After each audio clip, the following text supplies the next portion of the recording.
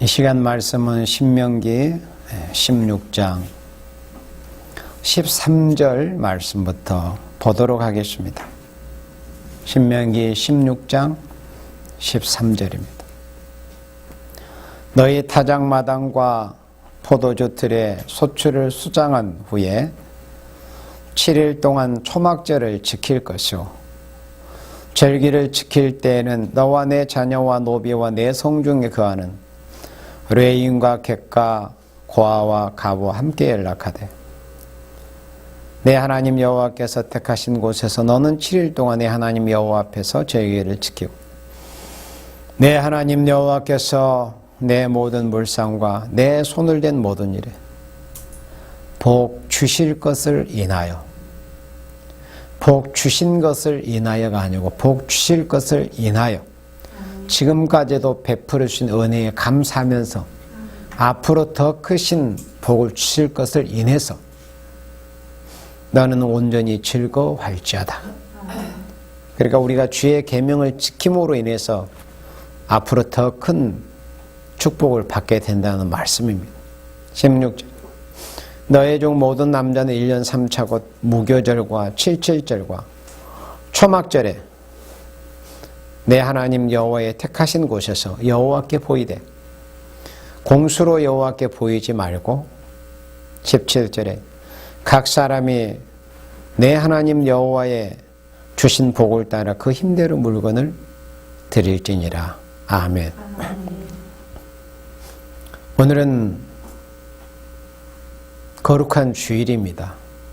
그런데 우리가 매주 하나님께 첫날 드리는 복된 주일 예배에 더하여서 특별히 추수 감사 주일로 하나님 앞에 드리는 복된 주일 예배입니다.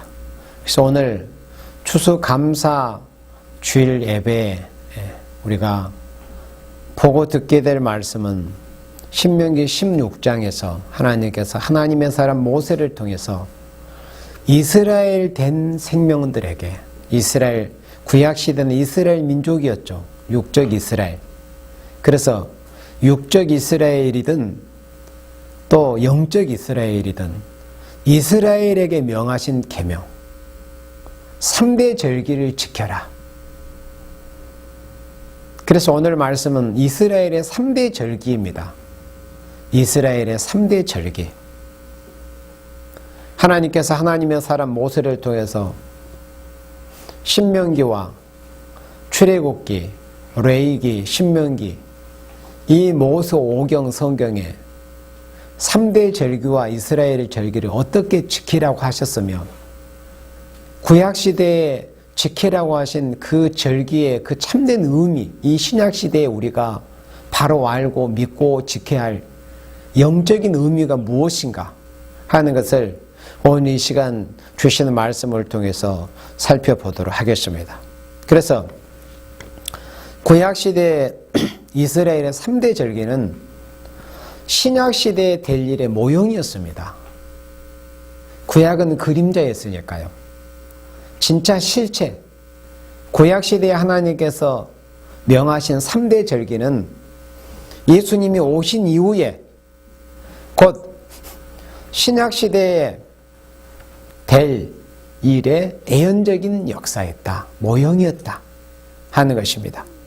그래서 사도 바울이 초대교회에 이미 그 육적 유대인들이 사도들의 복음 전도를 방해하고 해방하는 이런 일로 인해서 이스라엘의 육적 절기, 3대 절기와 육적 절기 또는 토요일 안식일을 지켜야 한다. 또 하나님이 명하신 명절과 절기들 또 올삭을 지켜야 된다. 그런 일들이 있었습니다. 그래서 초대교회에도 많은 혼란이 있었습니다. 그때 사도 바울이 골로새 교회에 보낸 편지에 골로새서 2장 16절에는 그런 말씀이 있습니다. 너희가 절기와 또 날들과 이런 이 안식일을 지키는데 누구든지 그것으로 인해서 절기, 안식일, 올삭, 안식일로 인해서 누구든지 너희를 편론하지 못하게 해라.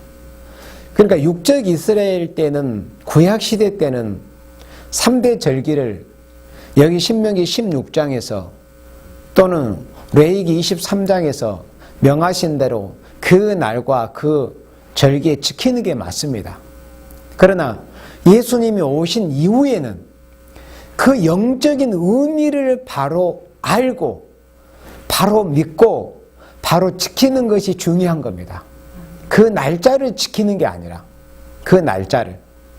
만약에 골로새서 2장 16절 말씀대로 이 말씀이 만약에 없었다면은, 또 그 외에도 다른 구절을 보면 있지만은, 어쩌면 우리가 지금 이 신약시대는 거룩한 성도들이 그리스도 예수님의 이름으로 모여서 예배드리는 이 거룩한 이 복된 주일을 구약시대처럼 토요일을 안식일로 지킬 수도 있었습니다. 그러나 골로새서 2장 16절의 말씀대로 구약시대의 유대인들이 육적 이스라엘 민족이 지켰던 그 안식일은 안 지켜도 된다는 거죠. 그걸로 인해서 더 이상 편론하지 못하게 해라. 그리고 유월절, 오순절, 초막절 이런 절기를 날짜를 지켜가지고 뭐 지키니 안 지키니 이런 것으로 인해서 더 이상 왈가왈부 하지 못하게 하라고 못을 박았습니다. 그러니까 이 말씀은 토요일을 우리가 안식일로 지켜서 토요일날 아무 일도 안 하고 모여서 예배드리고 안식을 지키고 구약 때처럼 이렇게 하라는 의미가 아니라는 것을 골로새서 2장 16절을 통해서 알 수 있습니다. 더 이상 그 일로 해서 평론하지 못하게 해라. 그러니까 구약시대에 보여진 모든 일들은 모형이었습니다. 예수님이 오신 때로부터 이제 실체가 드러난 거, 예수님을 통해서. 그래서 구약시대에 모형적으로 보여진 그 역사, 그 3대 절기와 모든 절기와 안식일을 지켰던 모형인 것 뿐이고, 예수님이 오신 이후에는 이제 실체적인 역사가 기간이 시작이 되었습니다. 그러면은 여기 신명기 16장 1절에서 보면은 아비올을 지켜 내 하나님 여호와의 유월절 예식을 행하라. 이는 아비올에 내 하나님 여호와께서 밤에 너를 애굽에서 인도하여 내셨습니다. 그래서 신명기 16장에서 보면은 이스라엘의 큰 명절, 3대 명절이 있었잖아요. 유월절 또는 무교절이라고 하고, 또는 이 칠칠절 또는 오순절이라고도 하고, 또 초막절, 수장절이라고도 하고, 이런 큰 이스라엘의 명절, 종교의 3대 명절이 있었습니다. 구약시대 하나님의 백성들의 3대 명절. 그 3대 명절이 무엇라는 것을 신명기 16장에서 하나님께서 하나님의 사람 모세를 통해서 말씀해 주셨습니다. 그래서 예수님이 오시기 전까지는 육적 이스라엘이 그때는 하나님이 인정하시는 이스라엘이었으니까, 하나님의 택하신 선민이었으니까, 또 선민이었으니까 지켜야 됩니다. 이대로 구약시대는 지켜야 돼요. 안 지키면 안 돼. 하나님의 법을 어기는 것이 됩니다. 그래서 반드시 1년에 3차례는 아무리 멀리 살아도 이 3대 절기는 하나님의 이름으신 거룩한 성소 예루살렘 성전으로 모두가 남자들은 갔어야 됩니다. 1년에 3차례를. 네. 그런데 이제 예수님이 오셔가지고 신약시대는 그렇게 안 해도 되는 거예요. 각 교회, 우리 몸이 이제 성전이 되고, 또 예수 믿는 성도들이 2사람 이상이 모이는 곳이 이제 교회가 된 것입니다. 또 그렇게 구별된 이런 예배당, 주의 이름으로 세워진 이런 건물, 예배당이 있고, 그래서 굳이 뭐 중동인은 예루살렘으로 가서 제사를 드리고, 또 뭐 특별히 한국이란 무슨 서울의 어느 한 곳에 모여서 이렇게 하는 게 아닙니다. 예전 예수님이 오신 이후에는 구약시대처럼 지키는 게 아니에요. 그렇다면 우리가 영원한 하나님께서 이 3대 절기를 말씀하실 때 특별히 공통점이 영원한 규례니라. 율법시대 때 하나님이 명하시긴 했지만 영원한 규례라는 것을 말씀하셨다는 것은 이 절기는 영원히 우리가 지켜야 할 절기라는 것. 다만 그 지켜지는 모습이 바뀌어지는 것뿐이지 그 본래 그 의미가 손상이 되거나 바뀌어지는 것은 절대 아닙니다. 그래서 영원한 규례라고 한 것입니다. 만약에 구약시대처럼 우리가 유월절을 지켜야 된다면 초봄에 우리도 실제 구약시대의 사람들이 그러했던 것처럼 우리가 양을 잡고 또 짐승을 잡아서 하나님 앞에 유월절 제사를 드려야 합니다. 구약시대는 그렇게 지켜야 됐기 때문에. 그러나 예수님이 오신 이후에는 그렇게 할 필요가 없었어요. 예수님을 통해서 다 이루어지게 된 일이었기 때문에. 그래서 구약시대의 3대 절기에 있어서 첫 번째 절기는 유월절이었습니다. 또 다른 표현은 무교절이라고도 합니다. 왜 무교절이라고 합니까? 누룩 넣은 떡, 누룩 넣은 빵을 먹어서는 안 되는 것입니다. 누룩은 죄를, 부패를 상징하는 것이기 때문입니다. 그래서 유월절을 지키라는 이 영적 의미를 신약시대의 신앙생활을 하고 있는 오늘의 영적 이스라엘이 된 오늘의 예수님의 피로 값주고 사신 전 세계의 모든 그리스도인들은 예수님 하나님 여호와께서 모세를 통해서 신명기 16장과 또 레위기 23장에서 이스라엘의 3대 명절 절기를 지키라 하신 이 말씀의 영적인 의미가 무언가를 바로 알고 신약시대는 우리가 믿고 지키면 잘하는 것입니다. 자, 그러면은 신명기 16장 1절로부터 8절까지는 유월절 무교절에 대해서 말씀하셨는데 유월절을 하나님이 왜 지키라고 하셨는가? 여기 읽어보면 알아요. 또 출애굽기에서도 출애굽기 12장 이후에서 이렇게 읽어보면은 왜 하나님께서 유월절을 이제 기념해서 지키라고 하는 그 역사적인 기록이 출애굽 성경에 다 기록이 되어 있습니다. 그러면 구약시대에 유월절을 왜 지켰습니까? 이스라엘 백성들이 430년 동안 애굽에서 노예살이 종살이를 했었습니다.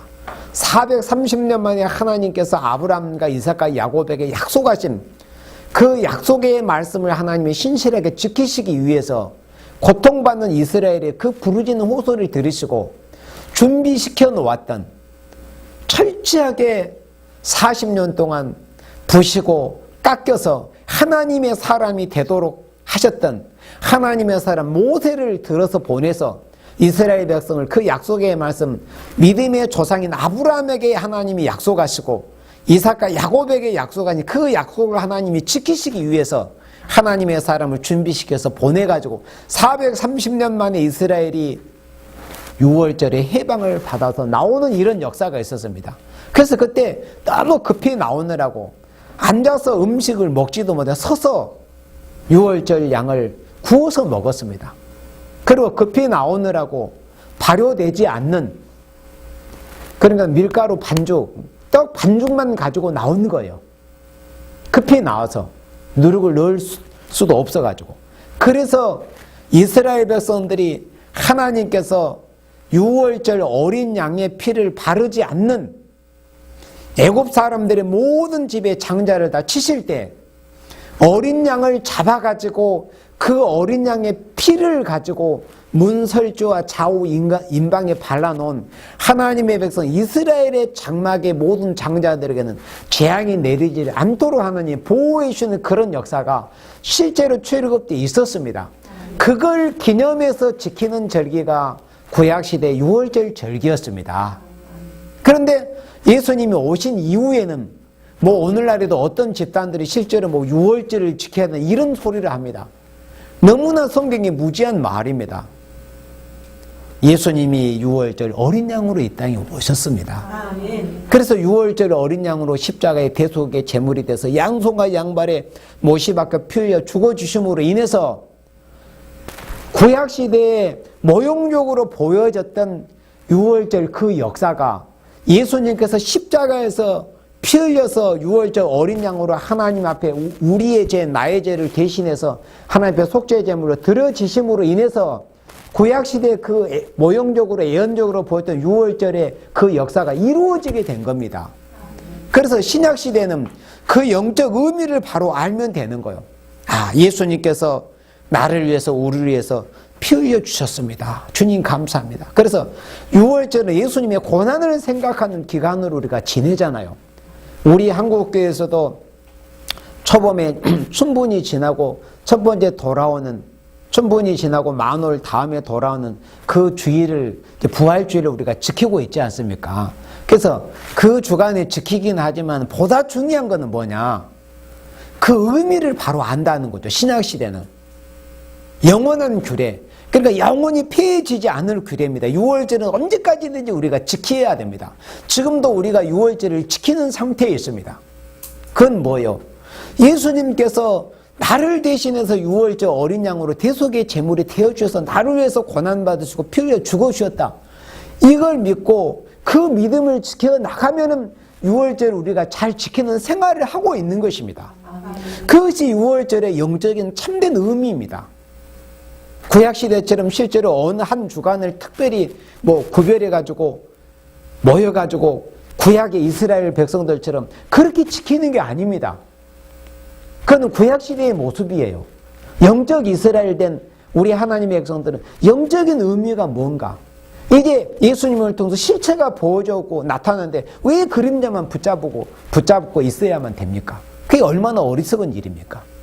그래서 유월절을 지키라는 참 의미는 구약시대로 하자면 신명기 16장 1절로 8절에서 보여진 말씀들을 지키면 됐습니다. 그렇지만 예수님이 오신 이후의 신약시대는 예수님께서 나를 위해서 십자가에서 피 흘려 죽으셨다.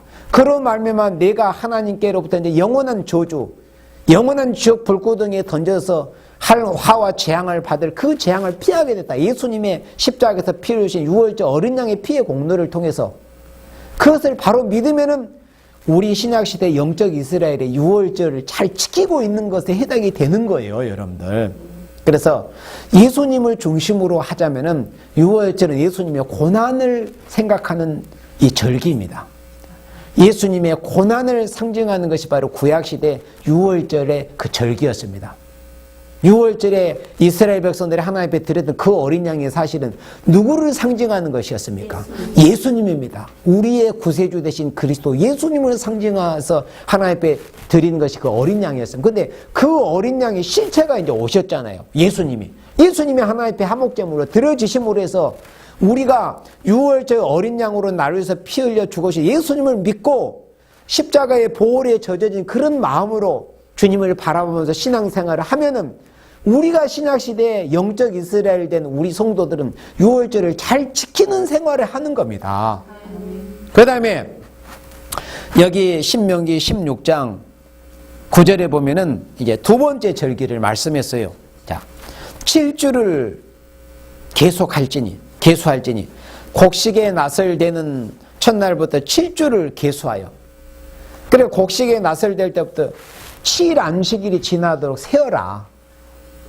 그리고 7안식일이 지나고 난 그 다음이 50일째 되는 오순절입니다. 그러니까 7.7절이라고도 하고 그 다음 날이 50일째 되는 날이기 때문에 오순절이라고도 합니다. 유월절을 마치 무교절이라는 다른 표현을 쓰듯이 이스라엘의 두 번째 절기 7.7절 또 맥추절이라고 합니다. 또 철 열매를 드린다는 의미에서 초실절이라는 그런 표현도 씁니다. 그리고 오순절이라고도 합니다. 그러나 7.7절의 이름이 제일 많아요. 예. 그러면은 7.7절은 뭐냐면 여기 어렵지 않게 신명기 16장 9절로부터 여기 말씀을 보면은 12절의 말씀을 보면은 이 7.7절에 대해서 이렇게 말씀을 했습니다. 7주를 헤아려서 지켜라. 7절을 지켜라 하나님 앞에. 그리고 여기 10절에 내 하나님 여호와 앞에 7.7절을 지키되 내 하나님 여호와께서 너에게 복을 주신 대로 내 힘을 헤아려 자원하는 예물을 드리고 나와 내 자녀와 노비와 내 성중에 가는 외인과 및 너희 중에 있는 객과 고와 가부와 함께 내 하나님 여호와께서 그 이름을 두시려고 택하신 곳에서 내 하나님 여호와 앞에서 즐거워할지니라. 아멘. 그리고 너는 애굽에서 종되었던 것을 기억하고 이 규례를 지켜 행할지니라 그랬습니다. 그래서 하나님께서 명하신 구약시대 이 3대 절기는 모두 다 영원한 규례로 명하셨습니다. 그러면 구약의 절기였지만 이것이 영원한 규례였기 때문에 신약시대도 계속 이어져야 되는 거예요. 그런데 구약 때와 똑같은 모습으로 지켜지지는 않는 거예요. 영원한 규례로 지켜지지만은 그러니까는 이제 지키는 방법이 이제 달라지는 거예요. 예수님이 오신 이후로는 그 실체가 이제 나타났기 때문에. 그러면은 7.7절의 영적인 의미는 뭐냐? 7.7절의 본 의미는 구약의 의미는 우리가 알았습니다. 하나님 앞에 곡식에 나설된 그 첫날로부터 7주를 계수해서 하나님 앞에 이 한 주간 동안 성회를 모아서 하나님 앞에 지켜라. 이것이 7.7절에 하나님이 명하신 말씀이었는데, 그러면 이 7.7절의 영적 의미가 뭐냐? 예수님이 부활의 첫 열매입니다. 고린도전서에서도 15장에서도 말씀했습니다. 고린도전서 15장 20절에 보면은 20절에 그러나 이제 그리스도께서 죽은 자 가운데서 다시 살아 잠자는 자들의 첫 열매가 되셨도다. 그러니까 구약시대의 이스라엘 백성들이 하나님 앞에 첫 열매를 드린 그 첫 열매가 사실은 칠체가 누구였냐면 예수님을 상징하는 거였습니다. 첫 열매. 유월절은 예수님이 유월절일 어린 양으로 우리를 대신해서 피 흘려서 고난받으실 것을 상징한 절기가 구약시대 유월절 절기였습니다. 그리고 우리 성도의 입장, 이스라엘의 입장에서는 유월절 어린 양의 피로 재앙을 면하고 구원을 받는다는 의미입니다. 그래서 신약으로 넘어와서 영적인 의미는 예수님께서 유월절 어린 양으로 십자가에서 고난을 받으실 것, 그리고 우리가 그로 말미암아 예수님의 보혈을 통해서 구원을 받을 것, 그 다음에 이 7.7절 오순절의 의미는 구약시대에 나설된 첫날로부터 7주를 계수해서 지키는 것이 이 7.7절인데, 7.7절의 영적인 의미는 뭐냐? 예수님이 십자가에서 피 흘려 고난을 받으시는 그 유월절 절기를 이루시고 그 다음에 사흘 만에 부활을 하셨잖아요. 그래서 잠자는 자들의 첫 열매가 되셨습니다. 예수님은 부활의 첫 열매입니다. 그로 말미암아 우리가 오순절에 2000여 년 전에 마가의 다락방에서 120여 명의 성도들이 열흘 동안 전혀 기도에 힘써서 오순절이 이미 이름에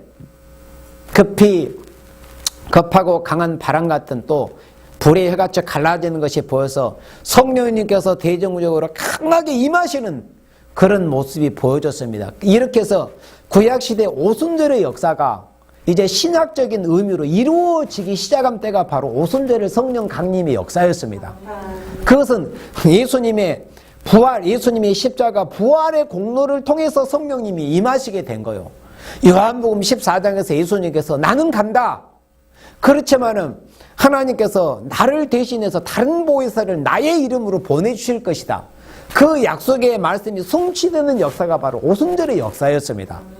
그러므로 신약시대 영적 의미는 오순절의 영적 의미, 초실절의 영적 의미, 7.7절의 영적 의미는 예수님께서 사흘 만에 부활하셔서 부활의 첫 열매가 되시다. 그러므로 우리가 유월절 어린 양 되시는 예수님의 십자가의 보혈을 믿기만 하면은 요한복음 11장 25절의 말씀처럼 나를 믿는 자는 죽어도 살겠고 하신 그 말씀처럼 유월절 어린 양 되시는 예수님의 십자가의 보혈을 믿는 생명은 예수님께서 사흘 만에 죽은 자 가운데서 살아나신 것처럼 우리들도 성령의 역사를 통해서 예수님의 부활의 생명과 더불어서 우리도 부활의 생명을 받는다는 이런 의미입니다.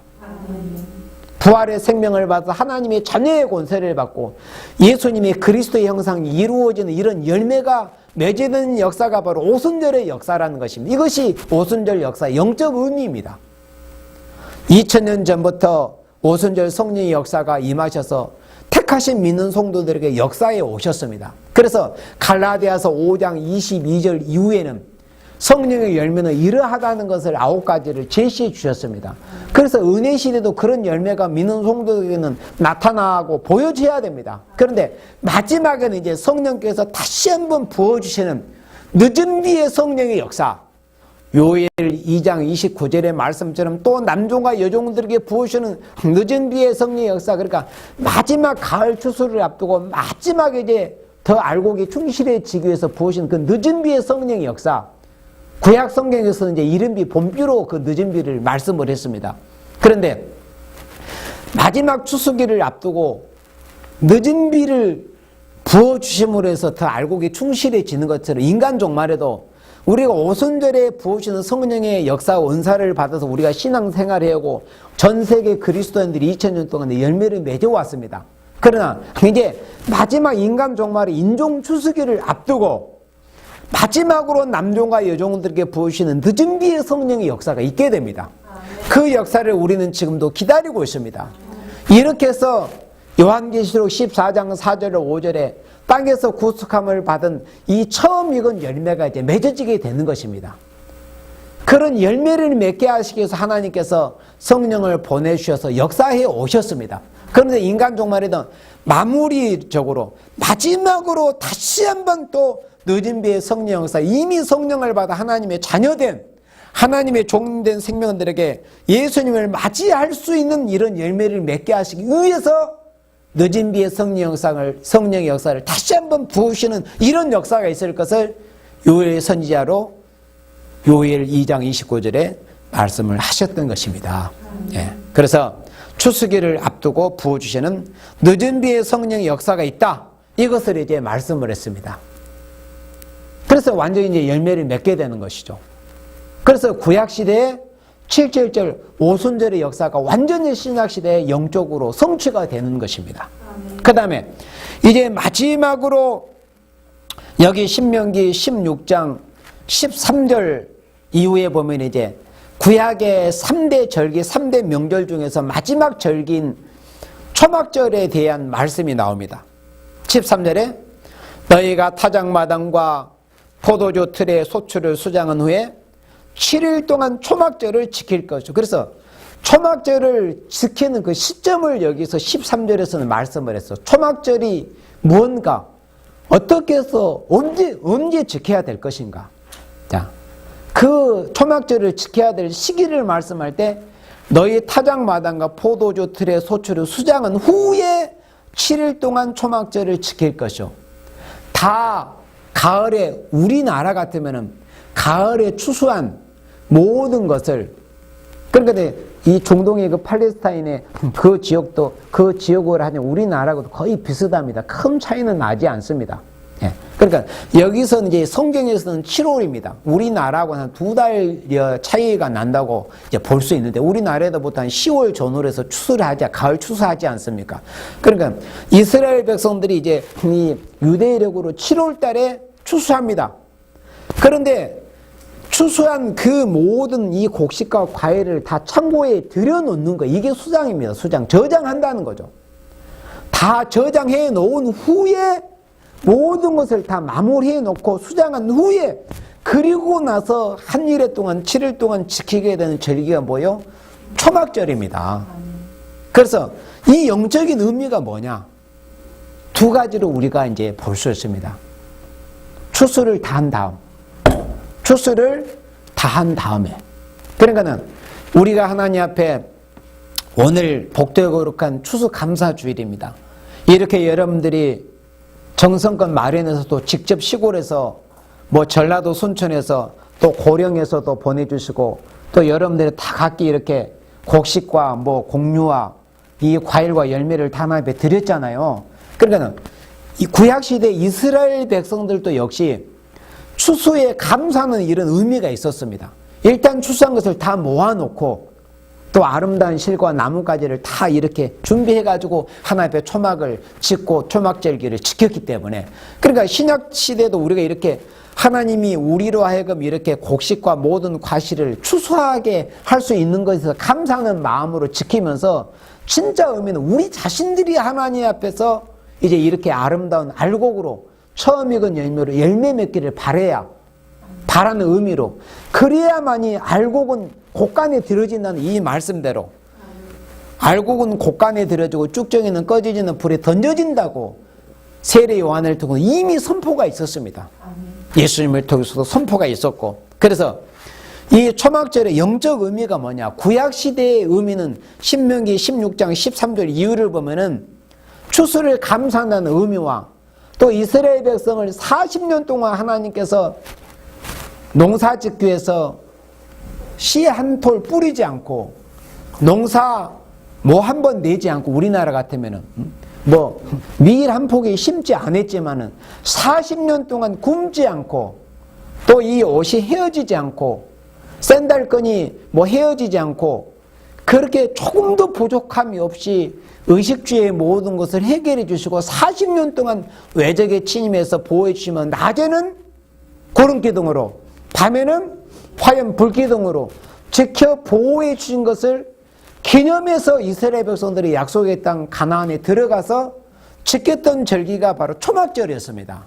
그렇다면 신약시대의 이 영적 의미가 뭐냐? 추수를 통해서 분명히 여기 16장 13절에서는 포도주 틀의 소출을 수장한 후에 지키라는 것을 말씀을 했기 때문에 성령의 역사를 통해서 오순절의 성령의 역사, 초림주님의 성령의 역사, 또 예수님이 재림하실 때 마지막으로 부으시는 늦은비의 성령의 역사를 통해서 열매 맺는 이런 인종 알곡들이 추수를 이제 해가지고 추수를 통해서 알곡과 쭉정이를 가르고 알곡만 모아서 하나님이 이제 곳간에 창고에 보호하시는 이런 절기다 하는 이런 영적 의미를 가지고 있는 것이 바로 초막절의 영적인 의미입니다. 추수를 통해서 알곡과 쭉정이를 가릅니다. 추수를 해봐야 알곡과 쭉정이가 갈라집니다. 추수하기 전에는 그대로 놔둡니다. 마태복음 13장에서 제자들이, 그러니까 종들이 주인에게 예수님이 비유로 말씀하실 때 가라지를 뽑아버릴까요? 놔두어라. 알곡까지 상할까 염려된다. 그러니까는 추수하기 전에는 진짜 누가 알곡이니 쭉정이 드러나지 않지만 추수를 통해서 알곡과 쭉정이가 드러납니다. 추수를 해봐야 누가 알곡으로서 보호받고 새시대 축복을 받을 것인지, 아니면 쭉정이로 알곡으로 열매 맺지를 못해서 뜨고 환난을 통과해서 환난을 당하고 또 하나님의 진노, 재앙, 심판을 받아서 영원한 불에 던지워질 자인지, 이게 추수를 통해서 드러나게 되는 것입니다. 그러므로 추수를 통해서 알곡과 쭉정이를 가르고 알곡만 모아서 환난과 재앙을 면하게 해가지고 새로운 시대의 축복을 받게 해주시겠다는 것이 초막절의 영적인 의미이다 하는 말씀입니다. 우리 여기서 레위기 23장 19절 말씀, 39절 말씀을 우리 찾아보도록 하겠습니다. 레위기 23장 39절에 초막절에 대해서, 자, 너희가 토지 소산 거두기를 맞추거든. 그러니까 아까 신명기 16장 13절에서도 포도주 틀에 소출을 수장한 후에 7일 동안 지켜라. 그리고 여기 레위기 23장 39절에서도 너희가 토지 소산 거두기를 맞추거든. 그러니까 토지 소산을 거두기를 맞췄다는 것은 이미 알곡은 알곡대로 다 열매를 맺어진 상태라는 겁니다. 쭉정이는 쭉정이대로 열매를 맺어졌기 때문에 추수가 가능했던 거지, 열매 맺기 전에 낫을 대버리면 이거 큰일 나는 겁니다. 쭉정이 벤다고 하다가 알곡까지 다 상할 염려가 있어요. 그래서 이 초막절이라는 건 이미 알곡은 알곡대로 열매 맺어진 상태를 말씀을 하는 겁니다. 토지 소산 거두기를 마치거든 7월 15일부터 7일 동안 여호와의 절기를 지키되 첫날에도 안식하고 제8일에도 안식할 것이며, 그 다음에 40절에 첫날에는 너희가 아름다운 실과와 종려나무와 무성한 가지와 시내버들을 취하여 너희 하나님 여호와 앞에서 7일 동안 즐거워할 것이라. 41절에 너희는 매년 7일 동안 여호와께 이 절기를 지킬지니 너희 대대로의 영원한 규례라 하셨습니다. 그래서 구약시대의 신실한 이스라엘 백성들이 이 초막절 절기를 지켰습니다. 그러나 우리가 성경에서 보는 육적 이스라엘 백성들이 그다지 많이 이렇게 잘 지켜왔다는 그런 기록은 잘 있지 않습니다. 그 왕들이, 신실한 그 왕들이 이스라엘 백성을 치리하는 그때만 어느 정도 지켰던 것을 알 수 있습니다. 그런데 구약시대는 모형이라고, 그림자라고 그랬습니다. 진짜 이제 우리가 마지막 초막절기의 역사가 남아있습니다. 그래서 우리가 이 신약시대 인간 종말의 이 신약 종말의 교회가 이미 예수님의 6월절 어린 양의 그 피의 대속의 제사를 통해서 6월절의 절기가 이루어졌다는 것을 우리가 알 수 있고, 또 오순절 성령 강림의 역사를 통해서 오순절의 역사도 이루어졌다는 걸 알 수 있고, 또 마지막에 이제 늦은 비의 성령 역사를 부어주실 우리가 기다리고 있는 입장입니다. 그런데 앞으로 이제 마지막 남은 절기인 초막절의 절기가 우리가 남아있다는 것을 우리가 믿고, 그 초막절 절기의 역사에, 초막절의 역사에 우리가 쓰임받기 위해서 우리가 준비하는 생활이 이 시대에 주님의 재림을 준비하는 생활이라고 할 수가 있는 것입니다. 영원한 규례라. 그 다음에 42절에 너희는 7일 동안 초막에 거하되 이스라엘에서 난 자는 다 초막에 거할지니. 왜냐? 이는 내가 이스라엘 자손을 애굽 땅에서 인도하여 내던 때 초막에 거하게 한 줄을 너희 대대로 알게 함이니라. 나는 너희 하나님 여호와니라 그랬습니다. 광야 40년 동안 이스라엘 백성들이 장막을 치고 또는 초막을 치고 거기에 거했습니다. 그것을 잊지 말라는 거. 하나님께서 우리 민족을, 우리 조상을 어떻게 보호해 주셨는가를, 그 은혜를 잊지 말라는 겁니다. 유월절도 마찬가지였습니다. 인간 종말에도 마찬가지입니다. 하나님의 백성들이 인간 종말에 보호의 역사가 또 한 번 있게 됩니다. 요한계시록 12장의 말씀처럼, 또 이사야 33장의 말씀처럼, 또 이사야 4장의 말씀처럼 인간 종말에 하나님의 백성 영적 이스라엘이 마지막 이제 보호의 역사가 앞으로 남아 있습니다. 그것이 초막절의 역사입니다. 그것이 초대교회의 역사입니다. 그래서 구약의 초막절은 광야 40년 동안 보호해주셨던 그 역사를 기념하는 절기지만은, 인간 종말의 신약 시대의 초막절은, 신약 종말의 초막절은 인간 종말에 하나님께서 환란해서 하나님의 택한 백성을 초대교회에 모아가지고 보호해 주시는 역사가 인간 종말의 초막절의 역사다. 이것이 초막절의 영적 의미다 하는 것입니다. 그 다음에 우리 스가랴 14장 16절 말씀을 보도록 하겠습니다. 스가랴 14장 16절입니다. 예루살렘을 치러 왔던 열국 중에 남은 자가 해마다 올라와서 그 왕 여호와께 숭배하며 초막절을 지킬 것이라. 자, 이 의미는 뭐냐? 그러니까 예루살렘을 치러 왔던 열국 중에, 그러면 예루살렘을 이제 예루살렘 여기서 참된 교회를 말씀하는 거예요. 그리고 인간 종말에는 북방으로부터 환란이 오잖아요. 북방으로부터 환란이 온다는 것을 말씀했습니다. 그래서 이 예루살렘 영적 교회인, 참된 교회의 원수가 되었던 그런 나라들 중에 있던 생명들 중에서 남은 생명들이 있다는 겁니다. 그러니까 앞으로 이제 전3년 반기에 들어가고 또 5개월 환란 부분에 들어가면은 북방으로부터 환란이 옵니다. 또 적그리스도 국에서도 이 지하 성도들, 남은 성도들이 있습니다. 우리 하나님의 백성 14만 4천 입맞은 종들이 요한계시록 14장 4절 5절 같이 땅에서 구속함을 입은 처음 익은 열매로서 변화 성도의 열매 맺는 생명들이 1260일 굵은 벼슬을 입고 다시 예언하는 그런 기간이 있습니다. 그때 이제 원수의 나라, 적그리스도 국가 중에서도 남은 생명들이 있다는 겁니다. 그 원수되었던 그런 나라 속에서도 남은 자가 다 하나님께로 돌아온다는 이런 의미가 스가랴 14장 16절의 의미입니다. 여러분들이 시간 되시면 이제 나중에 강의 보시면 그렇게 되어 있습니다. 이때 예루살렘을 치러 왔던 원수의 나라라도 남은 자는 다 하나님 앞으로 돌아온다. 이것이 요한계시록 7장 9절의 말씀입니다. 요한계시록 7장 9절에 큰 환란 가운데서 셀 수 없는 흰 옷 입은 무리가 나온다는 것을 말씀입니다. 바로 그들을 말씀한 겁니다. 그 큰 환란 가운데서 셀 수 없는 흰 옷 입은 무리들이 초대교회로 들어와서 앞으로 1200년 후 3년 반 42달 동안 짐승의 세력이 요한계시록 13장까지 이 땅을 짓밟고 666의 표를 받게 해서 며칠이니 다 죽이게 하는 무서운 사륙의 그런 무서운, 마치 이스라엘 백성들이 애굽에서 아들을 낳으면 죽임을 당하는 것처럼 그런 무서운 공포의 시대가 앞으로 3년 반 이 지구상에 있게 됩니다. 대환란이라고 그렇죠.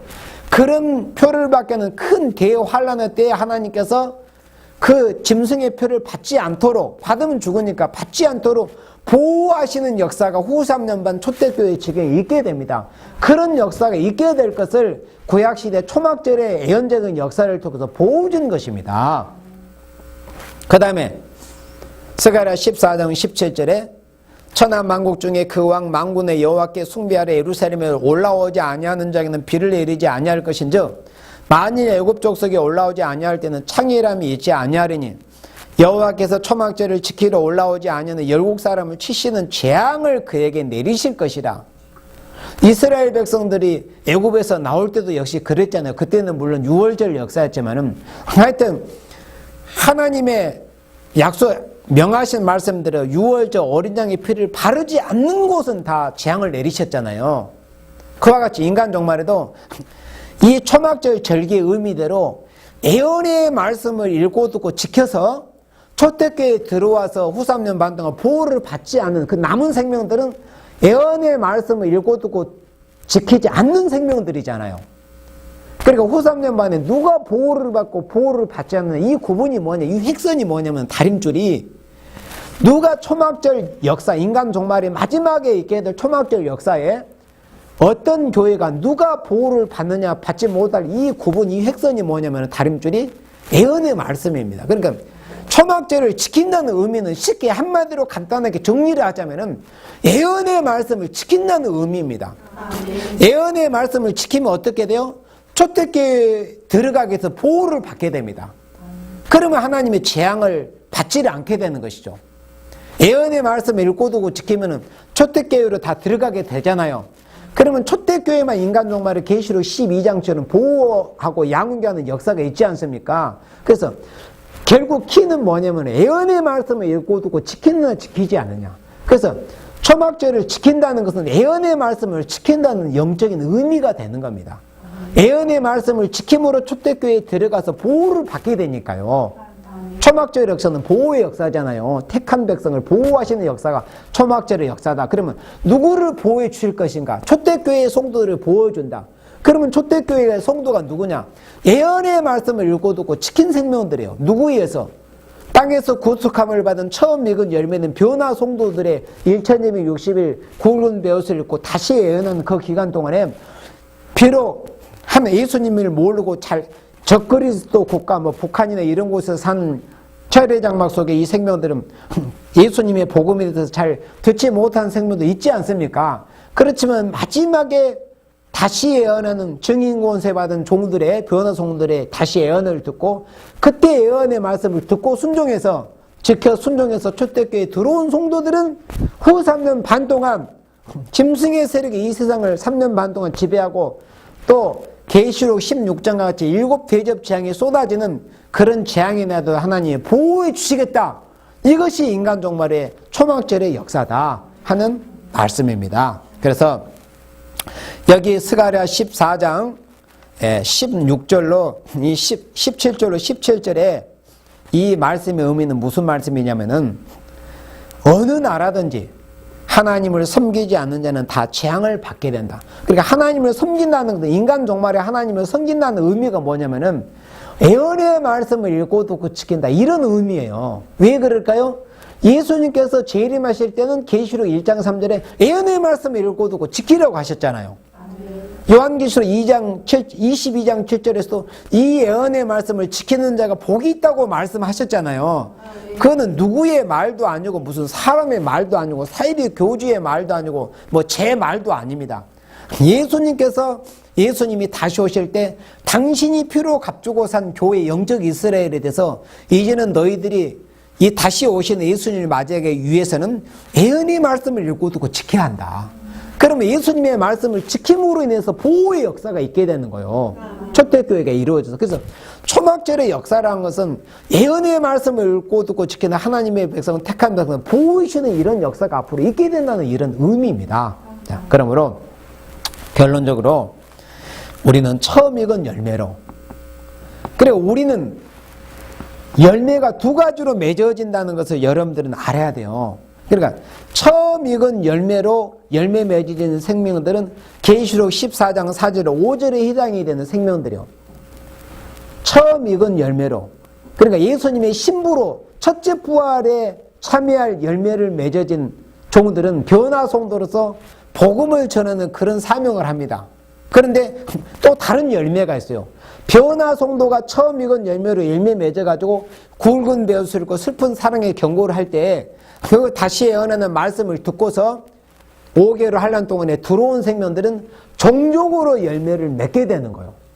그러니까 처음 익은 열매로 열매 맺은 생명들이 예수님의 신부가 되고 예수님이 구름 타고 공중 재림하실 때 구름을 타고 첫째 부활에 참여해서 올라가는 그런 열매 맺는 성도들이고 그들이 3년 반 1260일 동안 예언하는 동안에 예언의 말씀을 듣고 초대교회에 들어온 성도들은 종족으로 열매 맺어지는 성도들이에요. 그래서 초막절의 역사는 종족으로 들어온 생명들을 초대교회에 보호해서 보호하시는 이런 역사다 하는 이런 영적 의미가 바로 초막절의 역사입니다. 그래서 우리는 마지막으로 우리가 처음 익은 열매로 계시록 14장 4절 5절 말씀대로 처음 익은 열매로 우리가 열매를 맺어서 우리 자신을 희생하고 많은 생명들을 우리가 사랑의 심령으로 하나님께 증인의 권세를 받아서 1260일 사랑의 심정을 가지고 외쳐서 많은 생명을 열매 맺어 초대교회를 인도해서 초대교회를 인도하는 그런 초막절 역사에 귀하게 쓰임을 받을 수 있는 여러분들이 되시기를 주님의 이름으로 축복합니다. 아멘.